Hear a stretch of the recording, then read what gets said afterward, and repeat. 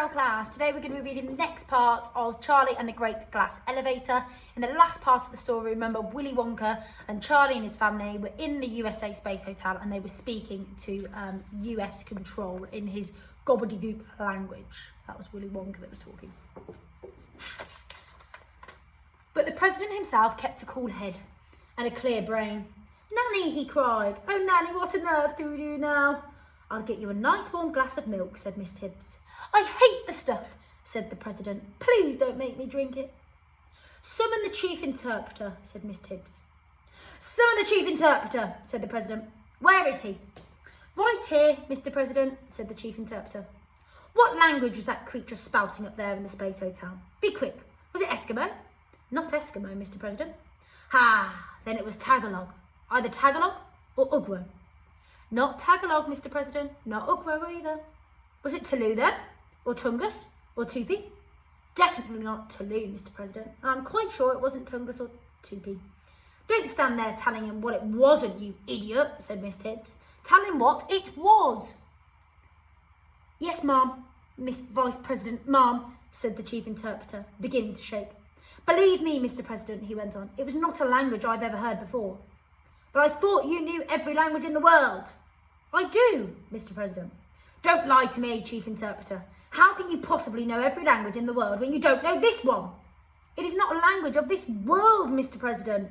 "Nonsense, man," barked Miss Tibbs. "I understand some of it myself." "These people, Miss Vice President, ma'am, have obviously tried to learn just a few of our easier words, but the rest of it is a language that has never been heard before on this earth." "Screaming scorpions," cried the president. "You mean to tell me they could be coming from somewhere else?"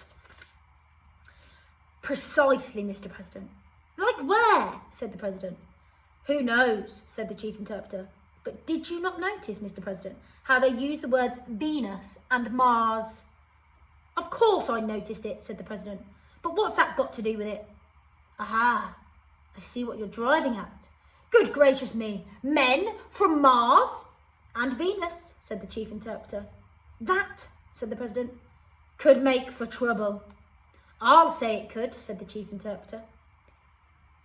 "He wasn't talking to you," said Miss Tibbs. "What do we do now, General?" said the president. "Blow 'em up," cried the general. "You've always wanted to blow things up," said the president crossly. "Can't you think of something else?" "I like blowing things up," said the general. "It makes such a lovely noise. Woomph, woomph." "Don't be a fool," said Miss Tibbs. "If you blow these people up, Mars will declare war on us. So will Venus." "Quite right, Nanny," said the president. "We'd be troculated like turkeys, every one of us. We'd be mashed like potatoes." "I'll take 'em on," shouted the chief of the army. "Shut up," snapped Miss Tibbs. "You're fired." "Hooray," said all the other generals. "Well done, Miss Vice President, ma'am."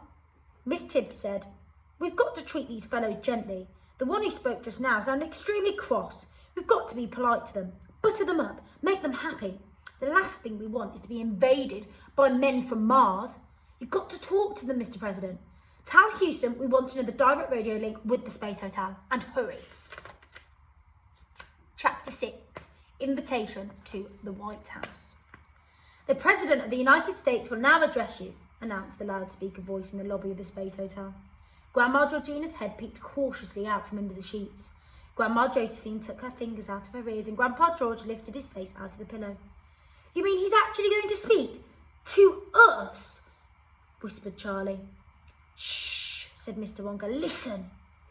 "Dear friends," said the well-known presidential voice over the loudspeaker. Dear friends. Welcome to Space Hotel USA. Greetings to the brave astronauts from Mars and Venus." "Mars and Venus?" whispered Charlie. "You mean he thinks we're from—" "Shh, shh, shh," said Mr. Wonka. He was doubled up with silent laughter, shaking all over and hopping from one foot to the other. "You have come a long way," the president continued. "So why don't you come just a tiny bit further and pay us a visit down here on our humble little Earth? I invite all 8 of you to stay with me in Washington as my honoured guests. You could land that wonderful glass air machine of yours on the lawn in back of the White House. We shall have the red carpet out and ready. I do hope you know enough of our language to understand me. I shall wait most anxiously for your reply. There was a click and the president went off the air. "What a fantastic thing," whispered Grandpa Joe. "The White House, Charlie. We're invited to the White House as honoured guests." Charlie caught hold of Grandpa Joe's hands and the two of them started dancing round and round.